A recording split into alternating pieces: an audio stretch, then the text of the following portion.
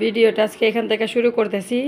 এই ঘরে যে বড় সোফাটা ছিল, এই সোফাটা বলছি আমার ওই বেডরুমে ওই রুমে নিয়ে নিমু।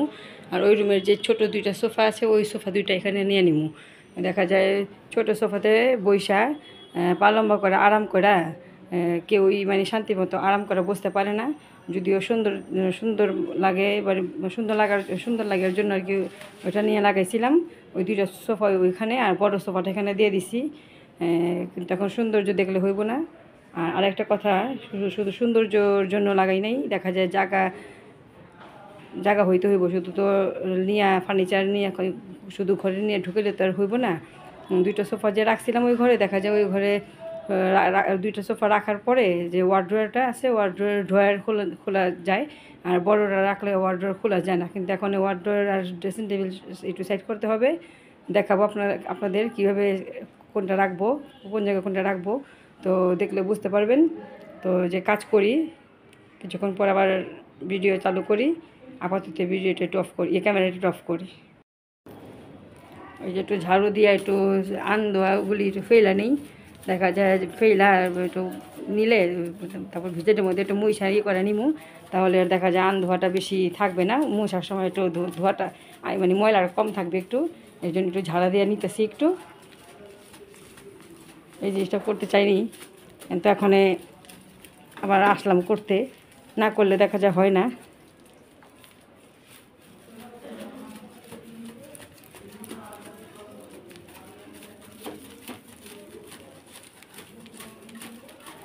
ঘর বাড়ি সুন্দর করে সাজায় রাখতে গেলে দেখা যায় আরাম হয় না, অনেক সময় অনেক কিছু দিয়ে।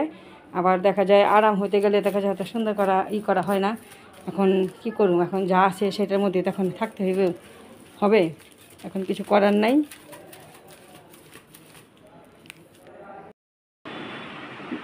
এই জায়গাটা খালি করছি, সোফা ছোট দুইটা আমার ওই রুমে নিয়ে গেছি গিয়ে, আর বড় সোফাটা এখানে এনে রাখবো। জায়গাটা পরিষ্কার করছি। আর এই যে ড্রেসিং টেবিল আর ওয়ার্ড্রোয়ারটা জায়গা চেঞ্জ করছি, শুধু ড্রেসিং টেবিলের জায়গাতে ওয়ার্ড্রোয়ারটা ছিল, সেটা ওয়ার্ড্রোয়ারটা ওদিকে দিছি, আর ওয়ার্ড্রোয়ার জায়গাতে ড্রেসিং টেবিলটা ছিল, ওইটা ওদিকে নিয়ে নিছি। তো এই আমার রুমের এই যে স্পেসটা এইভাবে। তো দেখা যায় ড্রেসিং টেবিলের হাবিজাবি বলতে মেকআপের যে সামগ্রীগুলি রাখা হয়, এগুলি ছেলের জন্য রাখা যায় না। ও শুধু বলে মেকআপ করব, ওই নষ্ট করে, এগুলি দুষ্টামি করে। তো এর জন্য সেট করে ফেলছি। এইগুলি আমি আপাতত এই যে আমার এখানে যে সুকেস আছে, সুকেসে এখানে রাখছি। ওর জন্য আমার এই কাজ করতে হয়েছে যে এইটাতে এখানে যেমন আমি লুকিয়ে রেখা দিছি, এই কাপড়টা দিয়ে ঢাইকা রাখছি। এখানে আমি হাবিজাবি যা আছে সব, এই যে এখানে মেকআপের হাবিজাবি সব রাখছি। আর এই যে পানির বোতলগুলি দেখতে পারছেন, বলবেন যে হয়তো এগুলি কী, এগুলি আমার যে আমার ভাসুরেরা, তারপরে আমার জামাই সবাই যে উমরায় গেছিলো, হজে গেছিলো, ওই জমজমে পানি ওই এখানে রাখা হয়েছে। আবার কেউ গেলে যে দেয় এনে, ওই পানিগুলি রাখা হয়েছে এখানে। তো এইটাই তো, আমি যে এই জায়গাটা একটু পরিষ্কার করব, এই জায়গাটা একটু মুইসা, ওই যে ময়লা টয়লা হয়ে আসছে, এই জায়গাটা একটু পরিষ্কার করে একটু গুছিয়ে রাখি। তো পরে আবার বাকি কাজ আপনাদের সাথে শেয়ার করি।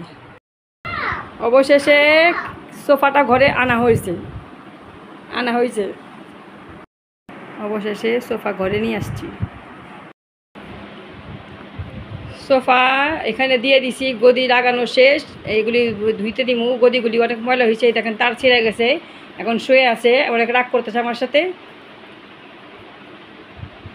রাগ করতেছে, আমার পিঠটি মারতেছে, ওই ঘুমানোর জিদ করতেছে আর কি। ঘুমাসবো না, ঘুমাচ্ছে ঠিকই, কিন্তু ঘুমাসবো না, কিন্তু আবার তার ছিঁড়বো। এখন সবাই গেছে দাওয়াতে, এখন কেউ নাই, এটার জন্য যেমন আরও তার ছিঁড়া গেছে। এখন ওর বোনের খুঁজতেছে, খুশাপু কোথায়, একটু হাই বলো, হ্যালো বলো, হাই, হ্যালো।